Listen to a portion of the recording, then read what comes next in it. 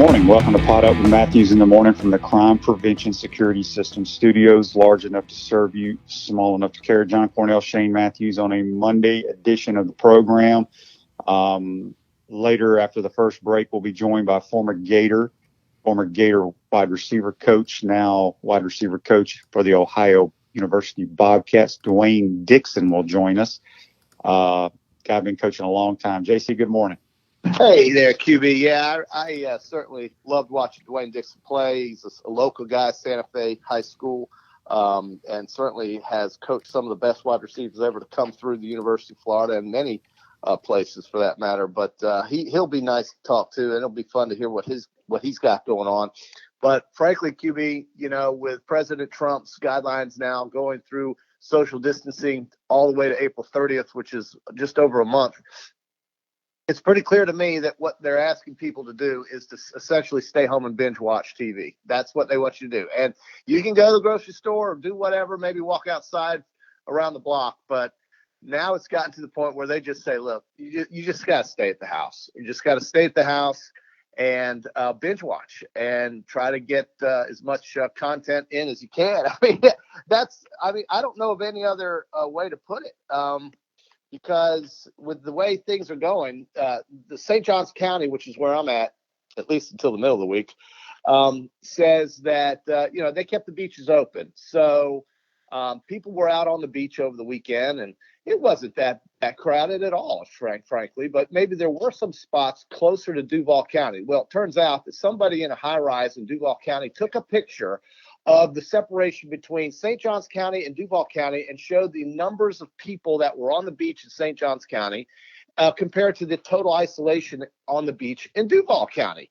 And when that got out, people went absolutely apoplectic.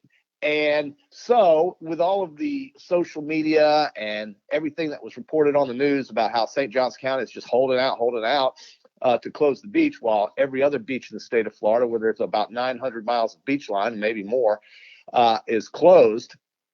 St. Johns County finally decided Saturday night at 10:53 or whatever it was that beaches are closed. So yesterday the beach was closed in St. Johns County, and it was the last one to fall. But I have to tell you, there was plenty of social distancing on the beaches. Now, some folks say, well, this is irresponsible. People are congregating in public areas on the beach, and it's not a good idea. So however you want to look at it is how you want to look at it. But the beaches officially are closed. So Coach Spurrier has a house right on the beach. He's not allowed to go on the beach? No. And he can walk out to the edge of the beach on where the dunes are on his dock, or it's not dock, but walkway that takes you from your property line, like we have here, that goes across the dunes out to the sand. And nobody can go out there. They had cops yesterday just basically patrolling the place, helicopters. You would have thought there was a manhunt going on. So essentially we had absolute isolation on the beach because St. Johns County was catching flack from Duval and some of these other counties through social media and other outlets that basically say, you know what, you can't go out there. Now, I don't know what that means in terms of how people who own property here feel. Like, should they have to pay property taxes if they can't go in their backyard? I don't know what the key is, but I think the beaches are all owned by the county, regardless of where your house is or what your property line is. And so, therefore, nobody's allowed. Well, it sounds like if you want to get outside, you got to come back to Alachua County because the golf courses are open here. You got to drive in your own cart, can't touch the pins and stuff. But I don't, you're plenty of social distancing. You're out in the heat. I don't see what the problem is doing that personally. I don't either. And I think that's what's going to happen. A lot of that is going to happen. The golf courses are open here, and as they are obviously in Alachua and throughout the state. But, that's about it, QB. If it's not fishing on a lake, or if it's not golfing on a course with single carts, it's basically stay your butt in the house. And of course, the grocery stores are going to do what they have to do based on what the governor says. But having said all that, going back to your point about this, April 30th is about 32 days away. I got to hope, and I got to think that this time next month will look very different from where we are now, which means I still think there's plenty of time for the professional leagues to organize and get back to work in June or July, and I also think that will allow, hopefully, for time. I might be wishful thinking here. Obviously, I am, and maybe I don't know what I'm talking about. But what I'm hoping for and what I think will happen is the second half this year is going to be pretty wide open. Now, I think it's going to be much easier to get it all organized from a professional standpoint because you're only dealing with 32 teams.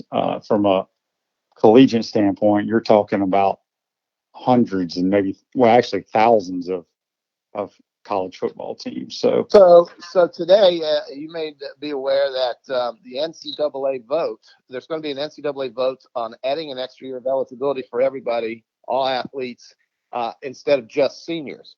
So that's going to come today, and that's going to be very interesting because the USA Today came out with a report that only seniors being given an extra year should cost each institution between $500,000 and maybe $900,000. Now, what about the schools that don't make money in football? Wait, that it's going to cost each institution that amount for spring sports scholarships for senior. I mean, I don't have the numbers in front of me, but you got to remember, the majority of these spring sports, those kids aren't on full scholarships. No, I understand, and I think I just saw the headline. I didn't read it, unfortunately, in the USA Today, but that's what came out. And you can probably go online and read that. But the vote is for an extra year of eligibility, including all athletes. So what does that say about the guy waiting 2 years to play who's been there already? That person, if in my opinion, if they're going to allow eligibility for the seniors, it needs to go for the freshmen, sophomores, and juniors as well, because it's not fair to them. Well, it's going to mean a lot more money, isn't it? And that's where the problem could arise. And certainly we know that football pays the bills for everything, but not all Division I football programs are profitable, QB. That is true. But again, when you go back to the spring sports, even if you give a year of eligibility to every kid on that team, you got to remember, I don't know what the percentage is, but it's a high percentage. Those kids' parents or whoever are paying for them to go to college. They may have $400 worth of books given to them because, I want to say it's only like 12 or 13 scholarships for baseball. There's only like 12 or 13 scholarships for softball. Right. Okay. The coaches have to spread that money out among multiple players. So if John Cornell, if you are a relief pitcher and your parents are paying, and you're from out of state, JC, and you're going to the University of Florida, and it's $30,000 a year or whatever it is for out of state tuition. Yeah. Of course, little Johnny wants to continue getting that extra year to play baseball at Florida, but mom and dad may say, we ain't going to pay for another year.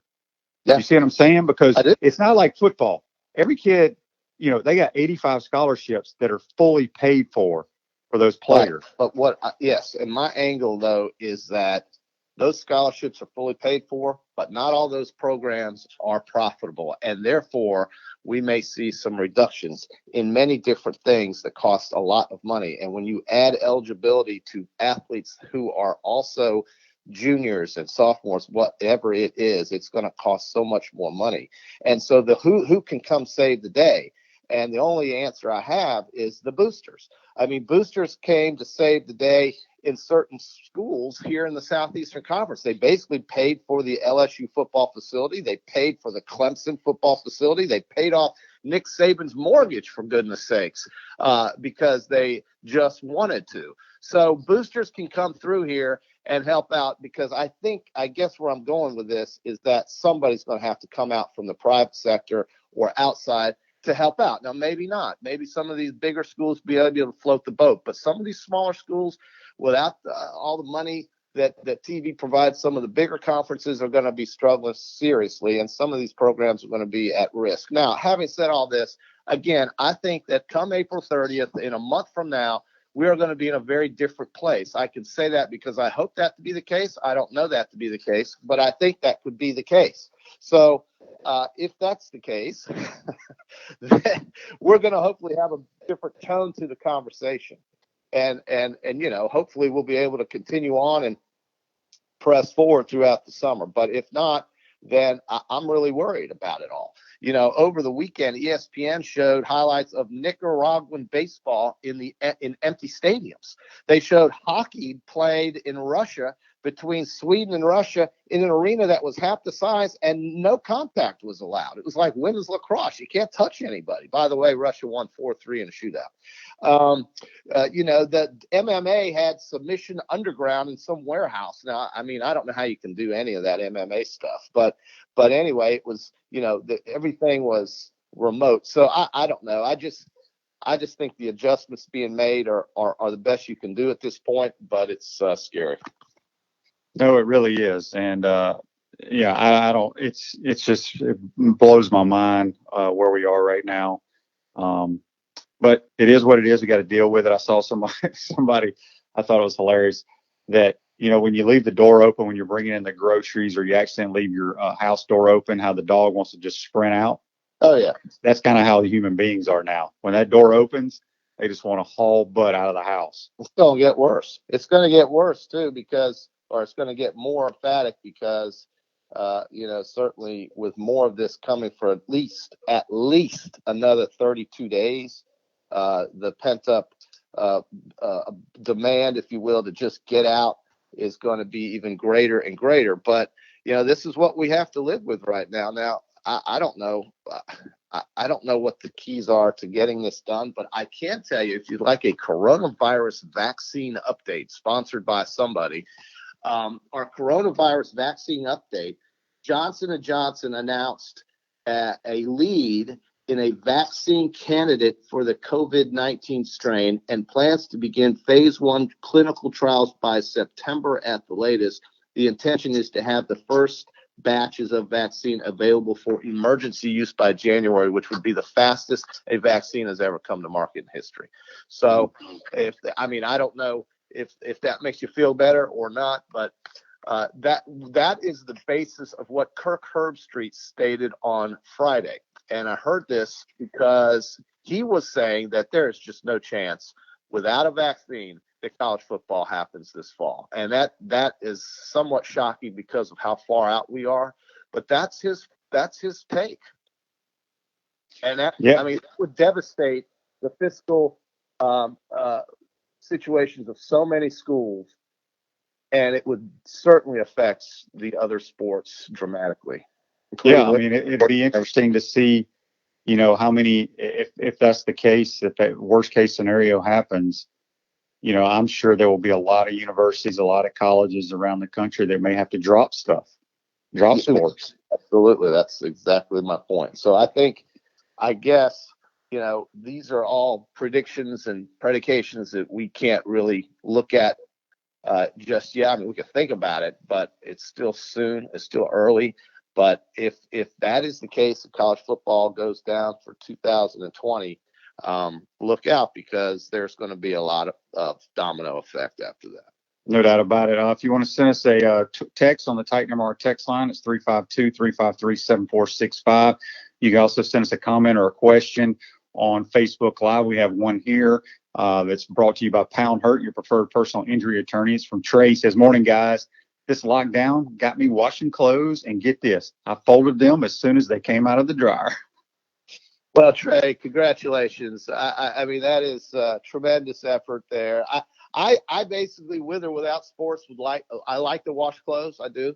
But the folding thing is the agony for me, dude. It's taking everything out of the dryer. And of course, then my lovely wife says, well, what did you put in there for me?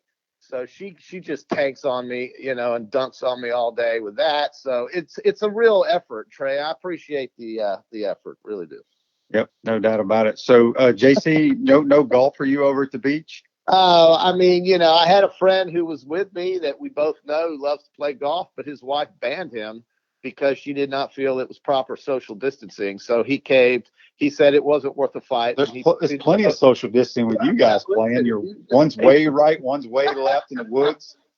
That's great, QB. That's great. But I think what's funny is that he just basically decided, as he sit there and opened up another IPA, he said, "I am just not interested in fighting." So he won that round, but he took them all home yesterday. And we're going to have some construction going on over here, some big time improvements, capital improvements on the facility that I have. And so we'll probably hit the road and head back to Alachua County tomorrow, but I'm definitely going to shop in Palatka or somewhere before I get to Gainesville and Alachua County, because I heard what a nightmare that can be at the Publixes and so forth. But I will tell you this, QB, and I'm not trying to give a big that a boy to some other places, but Winn-Dixie, man, I got a card from Winn-Dixie. I saved so much money on chicken and things like that. I just think folks ought to look into that. Publix gets all the press, but I'll tell you what, Winn-Dixie came through for me. Well, we don't have a Winn-Dixie here, so. Well, that's too bad. Yeah, so you're out of luck here. So but I'll bet you our dentist in Port Charlotte at Peachland Dental, I'll bet you there's a Winn-Dixie down there in Port Charlotte. Could possibly be. There's one here on A1A in St. Augustine Beach, baby, and that's my go-to. I'm saving so much money over there. I had a $136 bill yesterday. It got cut down to about $98, and they had hand sanitizer everywhere. So I'm a Winn-Dixie guy now. Give me the red check. All right. Well, we're going to take our first time out of the program. When we come back, we'll be joined by former Gator wide receiver coach and former Gator Hall of Famer, Dwayne Dixon. We'll be right back. You're watching and listening to Pot Up with Matthews in the Morning from the Crime Prevention Security Systems studios. Time out! Time out! Hey! Time out! Time out! Time out! There we go. Good. We want to take this moment to thank all our sponsors who keep the show going and pay the bills. Let's give them something to cheer for now. Our Gridiron sponsors are Crime Prevention Security, small enough to serve you, large enough to care. Titan MRI, Gainesville's only locally owned and operated MRI facility. Gators Dockside, wings, ribs, seafood, and beer. Peachland Dentistry, Gator Nation's #1 choice for dentistry in Port Charlotte and surrounding areas. Area Rug Masters, your #1 choice for rug cleaning. And Pound Hurt, preferred personal injury attorneys. Our touchdown sponsors are Radware Promotional Materials, Doreen Wiebe Realtor, Caldwell Banker M.M. Parish, Gator BTW, Campus USA Credit Union, Celebration Point Town Center, Miapa Latin Cafe, Davis Gainesville Chevrolet, Okita America Martial Arts and After School, Tropical Smoothie Cafe, The Keys Grill and Piano Bar, UF Mover Guys, The Digital Mortgage Guy, Adams Ribs, Cloud9 Spa, Wrap Spot, Coldstone Creamery, Gator Dominoes, Celebrate Primary Care, Center State Bank, and Style Cuts. If you are interested in promoting your business on the show, you can visit our website, potupwithshane.com, and click on the Advertise button or call Freddie Wiebe at 352-284-3733. Again, thank you for all the great businesses that support the show. Please remember, if you like what we are doing here, thank our sponsors and support the businesses that support us. Looking, still looking. He's going for the end zone. He's got a touchdown.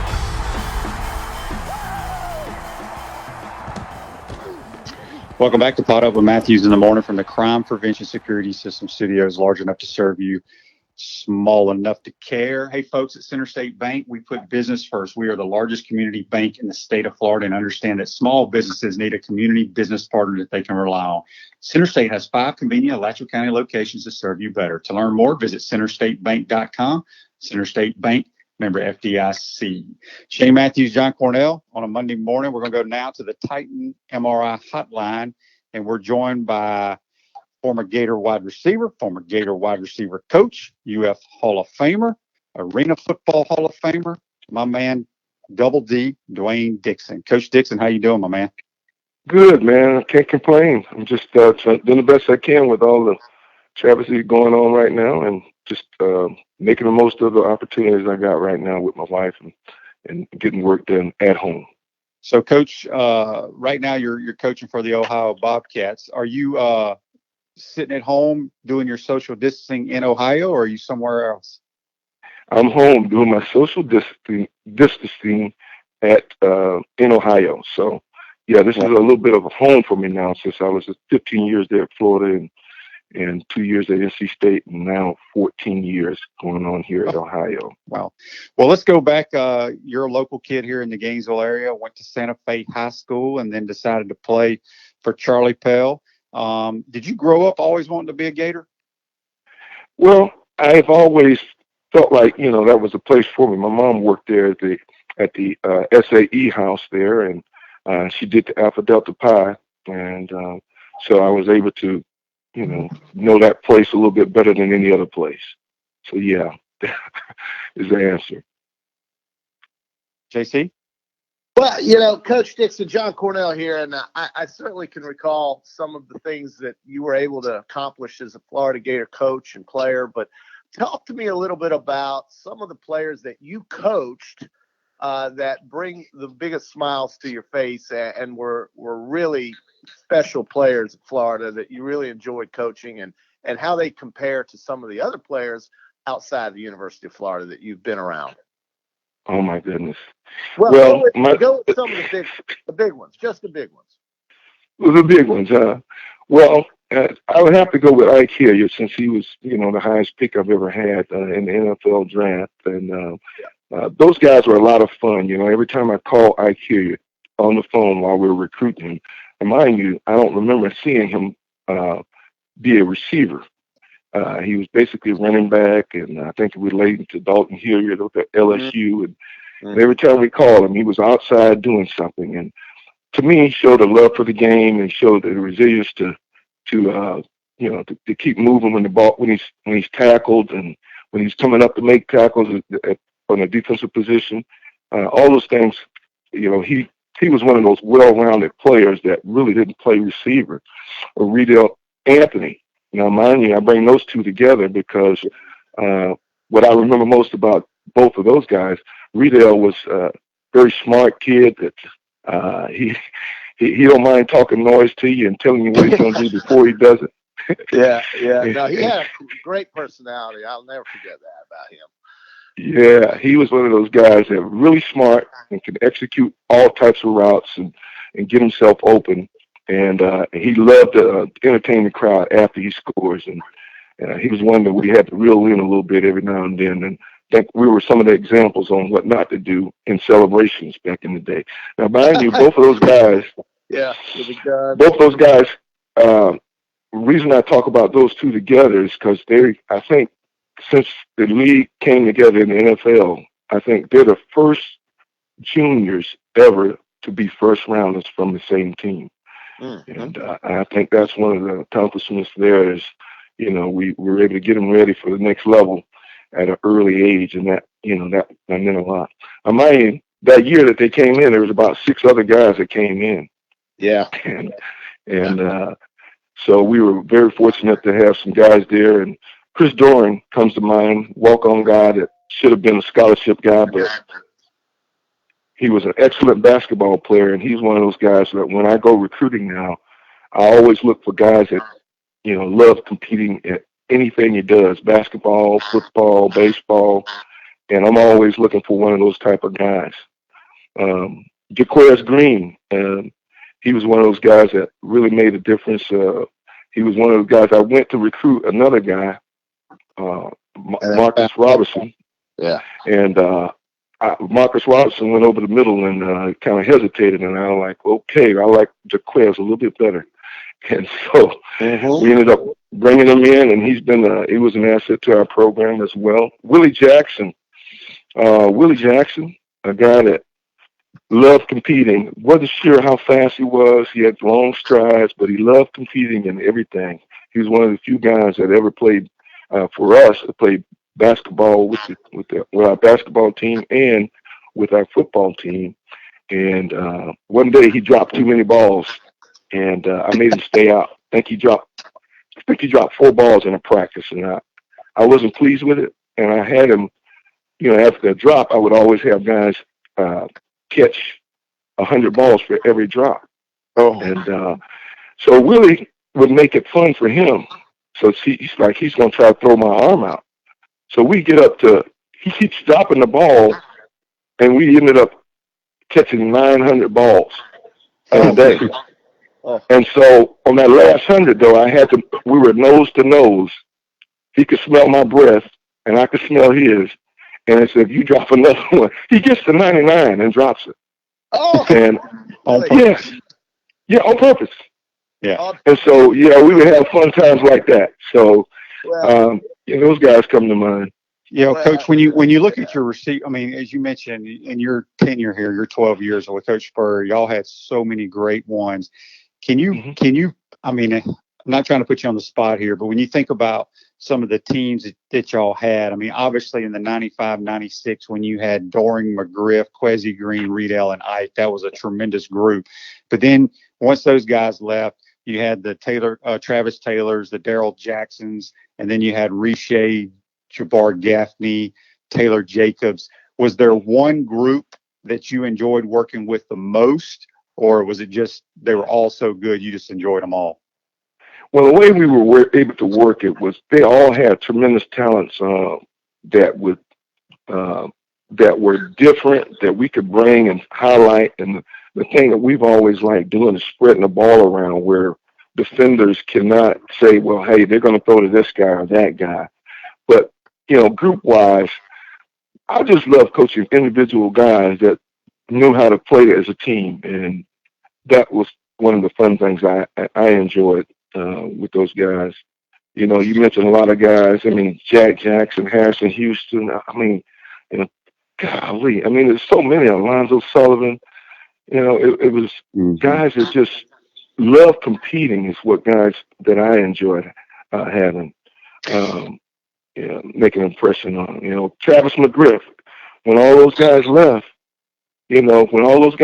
and he was able to not compete against anybody but himself. I mean, he had more 200-yard games in his year than any other guy had. Yeah, he would have 200-yard games. I never had those receivers with 200 yards. So they were a very special group of guys. But I could not say, if you look at all those numbers, I may look at, where all those guys were drafted. Guys like Aubrey Hill and Willie and Jack, where all they were drafted, they all got a chance. And that's what I wanted to try to make sure I left. Because I got cut, and I wanted to teach them how not to get cut. Right. Coach, when you look at your receivers, obviously you brought in some tremendous talent. Was there one guy out of all the guys, say, at the University of Florida that you recruited that it could have been a walk-on, and obviously Doring's story everybody knows, but there's one guy that when he came in, and I guess from his freshman year to his senior year, made the biggest jump or surprised you the most? I would have to say surprised me the most would have been Travis. Travis had a knee injury there early on. When he came in, he'd been a PK Young himself with Doring. And at that time frame, he was one of those guys, and he was one of the guys we didn't offer until really late. Now, mind you, his dad coached me, so I knew he knew everything that I was going to be coaching. So that was a fun guy to see have an injury, running 4.63 at the time before the injury. And then at the end, when he comes back and runs for the NFL scout, he runs under 4.4, somewhere around 4.36, and ends up being a third-round draft choice for the Denver Broncos.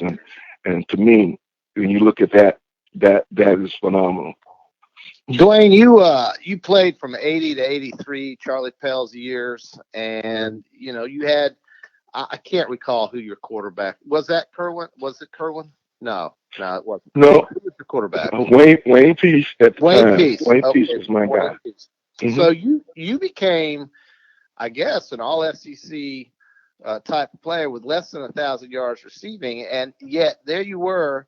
Number 83 for the Gators. Who were some of the guys that you remember playing with that you still stay in touch with, and who were some of the guys you played against that really were tough to play with or against? Oh my goodness!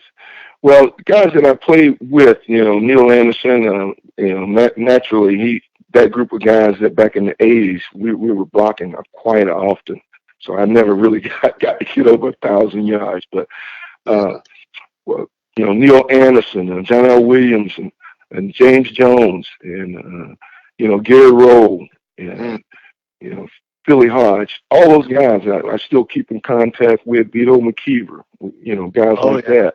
Yeah. We all stay in pretty much, good touch there. And Spencer Jackson, he was one of those guys I've always admired, how smooth he was and how he would track the ball from ball come over one shoulder and go over the other, and he would be able to adjust with it and make it look easy. Guys like that I stay in contact with. As I mentioned, Eric Hodges, Eric Anderson was a track guy that came in, and JUCO guy that came in and played well. Broughton Lane, Broughton Lane was one of those guys, the undersized guys that had to prove himself and became a starter for us there. Yeah, before Tyrone passed away, he was one of the guys I kept in contact with as well. Ricky Mateo has said on this show that he felt the 84 team, I know that's 1 year after your team in 83, but that 84 team, he said he would have put up against anybody. Do you agree with that? I would agree with that. Ricky and I stay in contact as well, and we don't quite play as much golf as we used to. But you're in Ohio, Dwayne. But yeah, Ricky was a freshman when I came in, and he was one of those guys that when you talk about bringing in sheer speed, him, Stacy Simmons, and Tony Lomack, and a bunch of those guys, Ernie Mills, I'm telling you, Ernie Mills and Terrence Barber were some of my guys out claim as well. But all those guys being in there, they had tremendous speed. Yeah, had tremendous speed. And by the way, you're asking me about mentioning guys. Ernie Mills, he was one of the first guys I think we came up with routes for, make a name for, the post route. So he was one of the first guys that I remember us making up a name for when you talk about thinking back there. And the reason he had to wear glasses. And I didn't know that when I got there. He had 14 catches, but he would always let one or two get by him. And so what we did was I became one of the best coaches in turnaround because I told him to go get his eyes checked, and then he started catching everything. So it looked like I made a good decision there. But guys that I played against when I was playing back there, a guy from Auburn, David King, I think is one that was really one that I always had great competition against. And a lot of the guys up there, Larry Harris up at Florida State was one because we were in high school together. He was at Eastside and I was at Florida, and we would always run into each other in the FSU games. So guys like that, always competitive and making you work. We're speaking with Coach Dwayne Dixon, Ohio University wide receiver coach, former Gator great here. Coach Dixon, do you ever sit back now, have been a coach for so many years, and you go, man, I wish I could have played in a Coach Spurrier offense? What kind of numbers could you have put up? Man, we're still looking at Coach Spurrier's offense, and every chance I get, as you know, Shane, that I'll send out a couple of clips from you, throwing back in some of the bowl games or some of the games we had back there. When I see you, you come back and take your steps and see the stick and you throw the ball and the ball's on time and the guy has a chance to do something with it and giving your receivers a chance. And that type of system is what, I've tried to bring to this program in terms of how we throw it and the timing and things. And I think, me being a part of that, I wasn't able to, Coach Spurrier wanted to give me a chance to come down there and play for him when he was with the Bandits, but I chose to see if I could make it in the NFL. And he would always give me flack about that when I was on staff there. So I had my chance, and I didn't do it. But I guess my path was already laid for me, so I followed it. So, Coach, here's kind of a strange question, but I'm very curious about it. You coached 12 years here at Florida, a couple years at NC State, and then you've been with Frank Solich there at Ohio University in the MAC. And obviously the attendance isn't in the MAC what it is in the SEC type games. And then y'all later in the year, you play those Tuesday night games. And is it difficult with you having so much experience by playing in the SEC and being a coach for so many years in the SEC with just the atmosphere, how it's different in the MAC? Is that tough for you? Yeah. For me now, I'm one of those guys. I adjust to whatever the situation is. Like we all are having to adjust to what we're dealing with right now. It's not easy, but you make the adjustment that's going to fit whatever it is for you to try to make your family have success.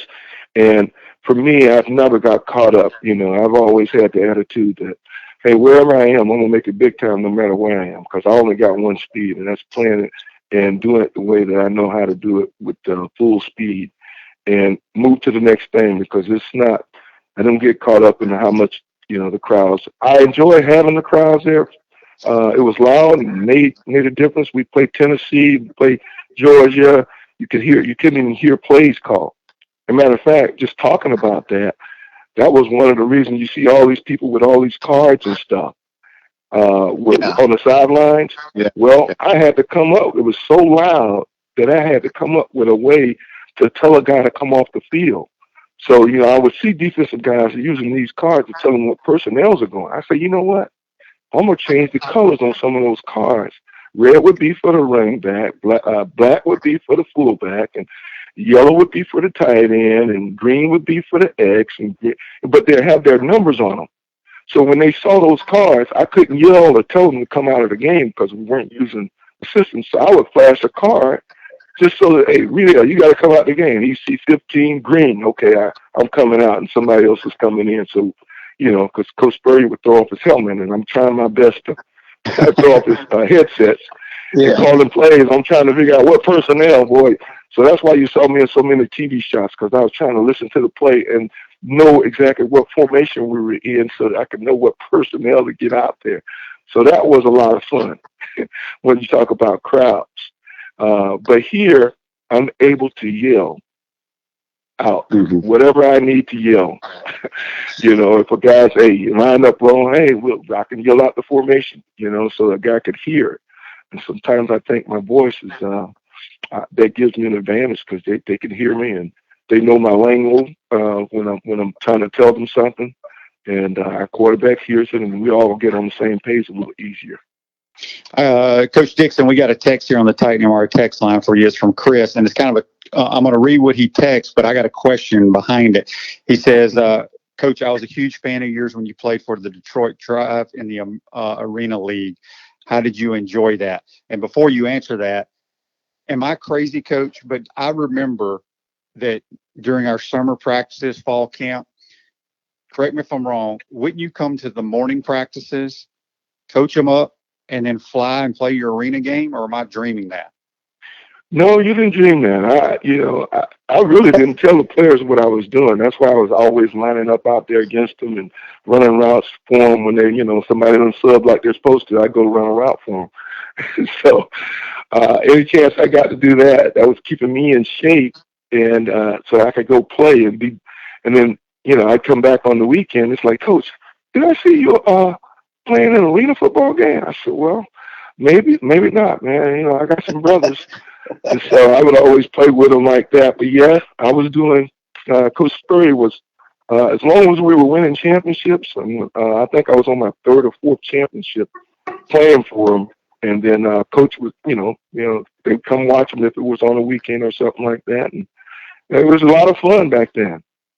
Yeah, wasn't Tim Markham, who actually coached here, wasn't he the head coach of the Detroit team? He was. He became the head coach of the Detroit team after the first year. Yeah. And then I think in 1990, 91. And, we had some championships going on there, man. I do. He loved winning. He won a lot more championships than anybody I've ever seen. But, lots of fun, man. God rest his soul. Coach, what took you to Ohio? I mean, how did you end up in Athens, Ohio, and Frank Solich? I mean, what did he call you up one day and say, "Come up here"? Or what happened?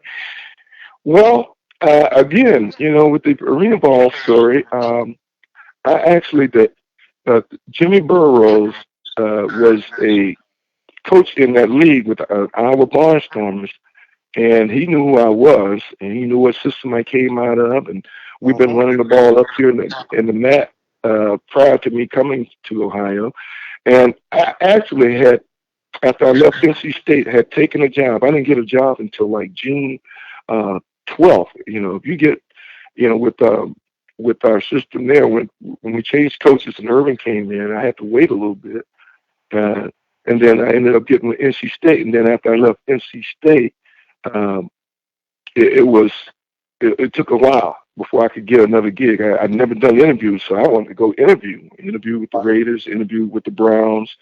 And Lane Kiffin had the job at the time, and he was a former receiver coach, so I knew that was going to be hard. And Knapp felt like I was good enough, but Greg Knapp felt like I was good enough, but at the time it didn't work out.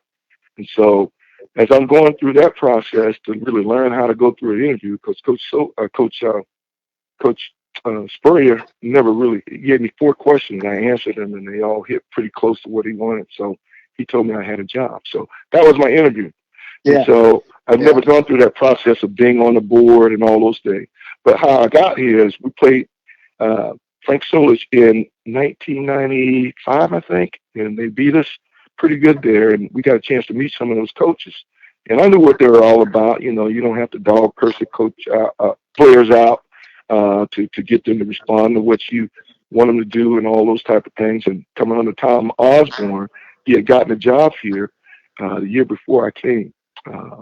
And when he got the job, I had met him through that system, and Jimmy Burrows knew who I was, and Turner Gill and Tracy Ham were very, very instrumental as well. They knew Coach Solich and Turner Gill, and I knew Tracy Ham from high school, and you know, giving him a shot to play at the Georgia Southern. And so, you know, all those things kind of culminated into me getting this gig. But I had taken another good job prior to this. A lot of people don't know this. I really had taken a job that was like a fourth of what my salary would be, because once you get out of coaching, it is so hard. I don't care what level you coached at. If you get out for a year and don't coach, people think something's wrong with you. Yeah. And so I had taken Alabama A&M and was buying my stuff to stay into an apartment they had for me. And then Coach Solich called me, and I jumped in my car and told the guy, "Hey, you can't announce me as a coach. You got more time." This is in June now. Most coaches are done by February. This is in June, and ended up Coach Solich called and said, "Hey, I got the job for you. It worked out. We want you to come on up." I think I drove that night up here and worked the camp the next day. So it was a little bit different there, but meeting him in that national championship game and knowing what kind of person he was, good integrity, a winner, and does it the right way, and he loves the players and seeing them have success after life, after football. He's got a Tom Osborne coaching tree there. Yeah. Yes. Yeah. Coach Dixon, when you go out and I don't know what your recruiting area is for Ohio University. I'm sure they probably sent you down here to the state of Florida, but are you surprised nowadays at how big and strong and fast receivers are?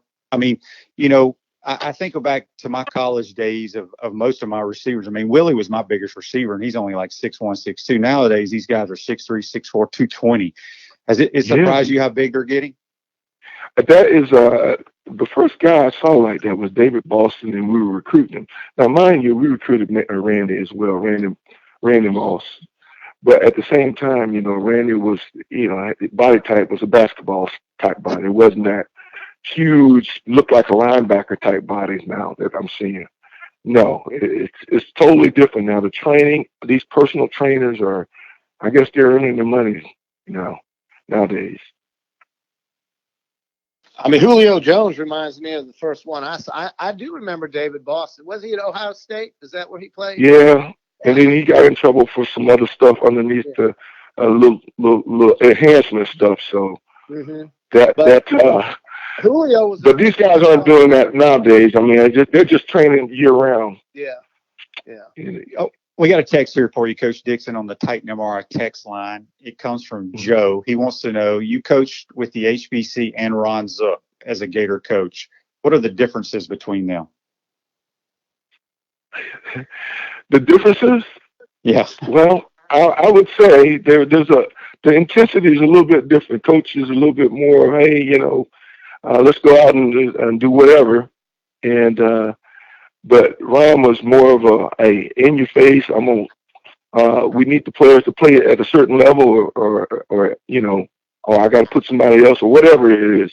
He was a little bit different, but I think new coming into the game as a head coach was a little bit challenging at that time frame to follow the head ball coach. So yeah, I think some of the coaches that he had worked for, some of that personalities, I guess people you work for somebody, you pick up a lot of things from them, and some of those things work and some of them didn't. But at the same time, I was able to stay there and ended up moving to tight ends and coaching Ben Troop there for a year under him. So Ben became the one of the third guys in the John Mackey Award. So when I changed positions there, I got a chance to work with another group and see it from a different perspective. So I appreciate Ron giving me that opportunity.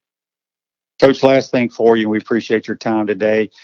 Being a former Gator and obviously coaching here and winning championships, I know it's difficult during the season because you're busy worrying about the Ohio Bobcats, but Dan Mullen, in his 2 years here, has kind of turned the program back around to how it was when Coach Spurrier took over in 1990. Just give us our thoughts from an outside perspective, a former player, former coach, what you think Dan Mullen and his staff have done here. I think they're turning it around a little bit there. I didn't even mention Keywan Ratliff. Wow, he was a receiver for me and return guy every now and then. And so Keywan's there helping. I didn't know Keywan played wide receiver for you? I didn't know that. Yeah, him and Lito, both of those guys come out the receiver spot. We we put packages in for those two because they were very, very good kids in terms of athleticism. So, punt returners and things of that nature. So I was coaching the punt returners, and then they would bring those guys over with 5-play ball plays that we can put in for them. So I count them as well. But Keywan's there working with him. Vernell Brown's there, and they've had some other guys there that are helping with the personnel and recruiting and things of that nature. And Coach Spurrier's there where he can share the knowledge and kind of say how things were done. And I know Coach Mullins, he wants to get it to where consistently winning championships again. And I think he's putting the right people in place. And I'm really, it'll be interesting to see. I'm starting to see receivers' names pop up again in the draft and things, bit higher level, draft choices now. So that's a good thing. Yeah, no doubt about it. Well, Coach, enjoy your time off with your family. I know this is difficult for you coaches because y'all are always on a schedule and you got a lot of downtime. But enjoy your time, and we'll be following the Ohio Bobcats if we play football this year. That's right. All right. I appreciate you guys calling in. Give me a chance to call in. All right. Absolutely. Thanks, guys. That's Coach Dwayne Dixon, former Gator great, all SEC player here. We're going to take our second time out of the program. We come back. JC and I will wrap up the program, but you're watching and listening to Pod Up with Matthews in the morning from the Crime Prevention Security System Studios. We'll be right back. Time out! Time out! Hey! Time out! Time out! Time out! There we go. Good. We want to take this moment to thank all our sponsors who keep the show going and pay the bills. Let's give them something to cheer for now. Our Gridiron sponsors are Crime Prevention Security, small enough to serve you, large enough to care. Titan MRI, Gainesville's only locally owned and operated MRI facility. Gators Dockside, wings, ribs, seafood, and beer. Peachland Dentistry, Gator Nation's #1 choice for dentistry in Port Charlotte and surrounding areas. Area Rug Masters, your #1 choice for rug cleaning. And Pound Hurt, preferred personal injury attorneys. Our touchdown sponsors are Radware Promotional Materials, Doreen Wiebe Realtor, Caldwell Banker MM Parish, Gator BTW, Campus USA Credit Union, Celebration Point Town Center, Miapa Latin Cafe, Davis Gainesville Chevrolet, Okita America Martial Arts and After School, Tropical Smoothie Cafe, The Keys Grill and Piano Bar, UF Mover Guys, The Digital Mortgage Guy, Adams Ribs, Cloud9 Spa, Wrap Spot, Cold Stone Creamery, Gator Dominoes, Celebrate Primary Care, Center State Bank, and Style Cuts. If you are interested in promoting your business on the show, you can visit our website, potupwithshane.com, and click on the advertise button or call Freddie Wiebe at 352-284-3733. Again, thank you for all the great businesses that support the show. Please remember, if you like what we are doing here, thank our sponsors and support the businesses that support us. He's going for the end zone. He's got a touchdown.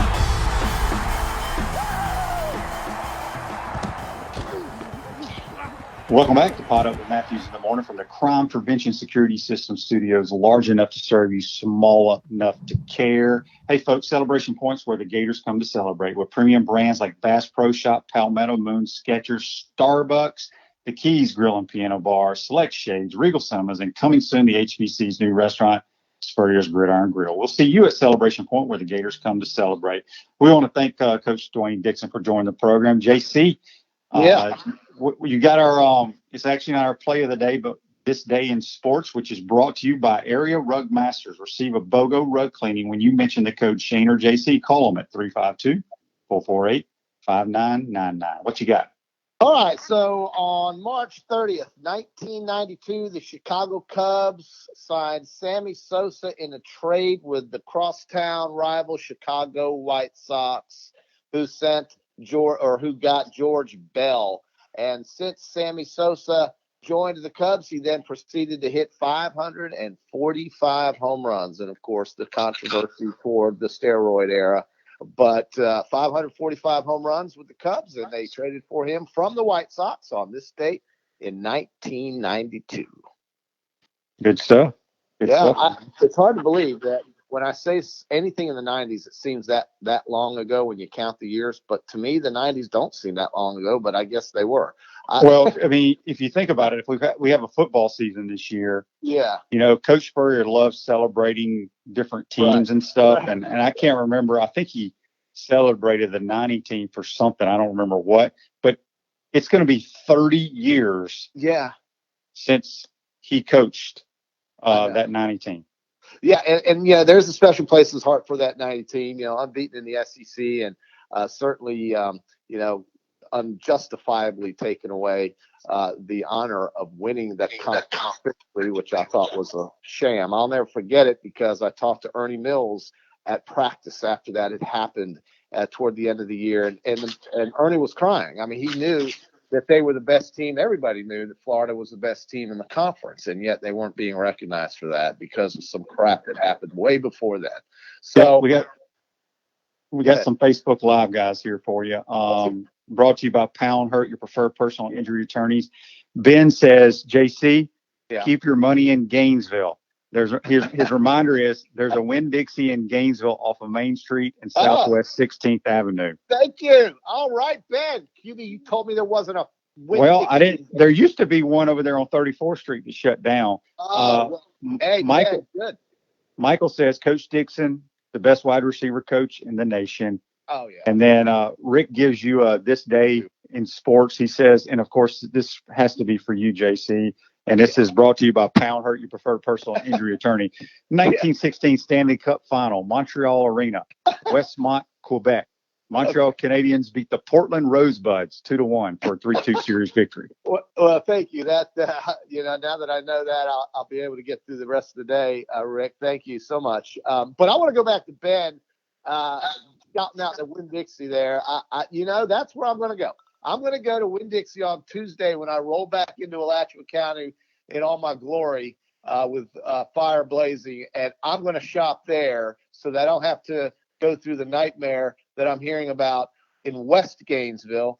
And what makes you think they're not going to have that over at Winn-Dixie? Because I just don't. Because it's in that part of town where I just doubt they're going to have that issue. But I could be completely wrong. If you want, I'll give you a report on Wednesday's show. But I will certainly let you know how much money I save at Win Dixie, Jack. So that's what I'm going to do. That's how it's going. All right. Well, So, I mean, you can either make your life easier or more difficult through these trying times, QB. I choose the first. So I agree. Well, again, we want to thank Coach Dwayne Dixon for joining the program today. I'm telling these coaches don't know what to do with their lives right now. It's got to be killing them. But all of us, welcome to the show. You know, I mean, we're all in that boat. And I just will say that Dwayne was, he's a very consistent player for Florida. And I do remember number 15, Wayne Peace, throwing the ball. They started that trend of being able to compete with Georgia and Auburn in back-to-back weeks, or Auburn and Georgia, I should say, in back-to-back weeks. And then in the mid-'80s, Florida basically won those games. But I'll say that Dwayne was very consistent as a player, and, man, he coached some great ones. So that certainly translates to his ability as a coach. So we really enjoyed having him today. No doubt about it. Well, today's show is a wrap brought to you by WrapSpot. A vehicle wrap from WrapSpot will give your business years of brand recognition and increased sales. Call WrapSpot today. Hey, folks, be safe out there. We'll see you same place, same time tomorrow. Have a good day.